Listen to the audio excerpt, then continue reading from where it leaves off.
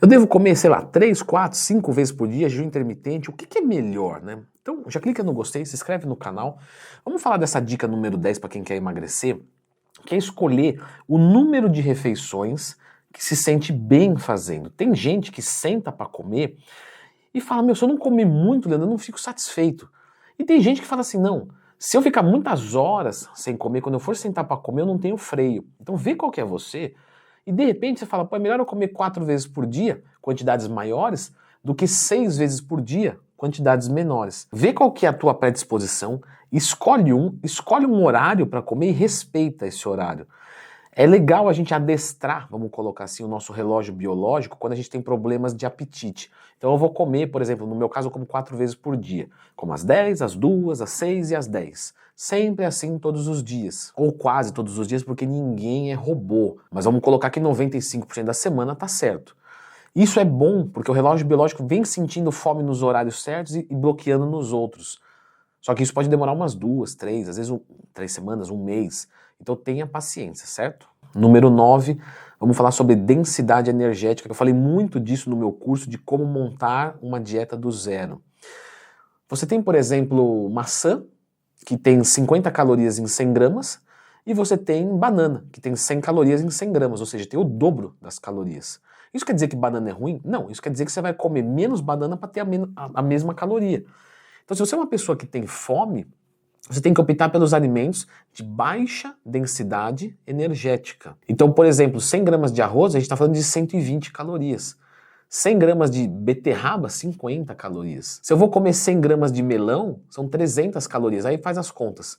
100 gramas de melão ou pão. Aí pão eu como 4 fatias, melão eu como 1 quilo. Qual que vai dar mais saciedade? Então vamos escolher o que tem menor densidade energética caso você tenha mais fome num determinado horário. Número 8. E sempre faça um controle calórico, tá? O que eu sugiro para você? Pô, baixa um aplicativo, né, sei lá, Dieta e Treino da Growth. Existem outros também, mas é que o Dieta e Treino da Growth, ele tem todas as funções que outros só vai ter pago e ele é 100% gratuito, não tem nada para você comprar lá.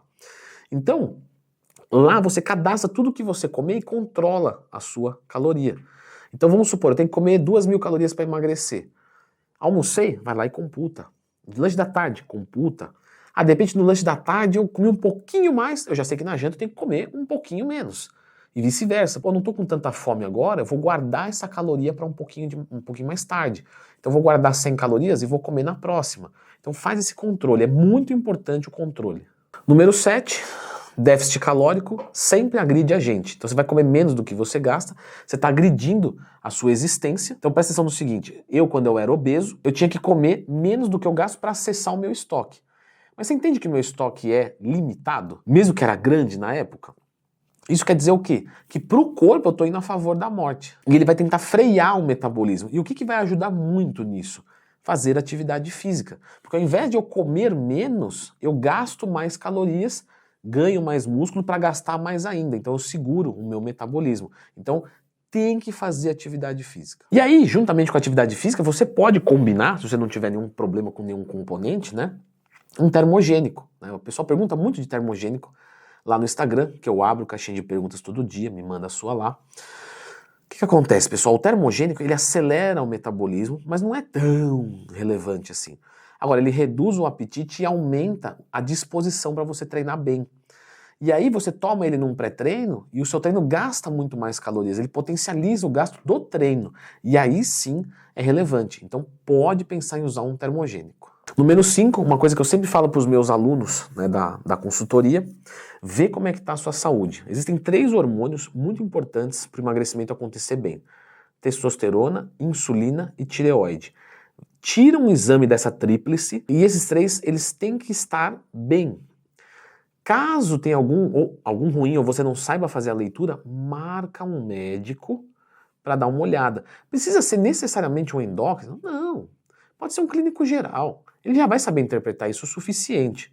Ou pelo menos deveria. Mas se você tiver a oportunidade de ser um nutrólogo, de ser um endócrino, beleza. Realmente é uma especialização a mais. Dica número 4 que eu deixo é sempre combinar os macronutrientes. Então, por exemplo, se eu como só carboidrato, eu vou ter fome mais rápido. Se eu misturo esse carboidrato com proteína, eu melhoro o índice glicêmico dele, eu abaixo, e isso deixa eu saciado mais tempo. Se eu colocar um pouquinho de gordura junto, cuidado para não exagerar que tem caloria, mas você está computando tudo, coloquei um pouquinho de gordura junto, também.